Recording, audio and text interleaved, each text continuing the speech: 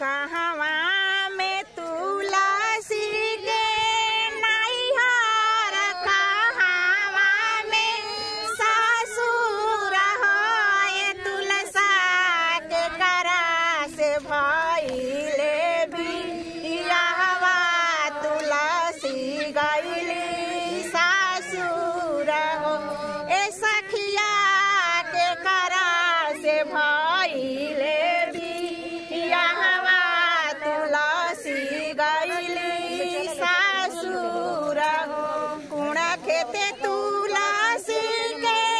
नैहर अयोध्या में ससुर अयोध्या में ससुर होइल सखिया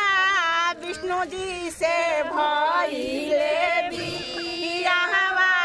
तुलसी गइली ससुर हो ए सखिया विष्णु जी से भइले बियाहवा तुलसी गइली ससुर कहवा से आवेला चुनरिया त कहाँ से पियरिया नु होए सखिया कहवा से आवेला सिन्होरवा भरल सिंदूर हो ए सखिया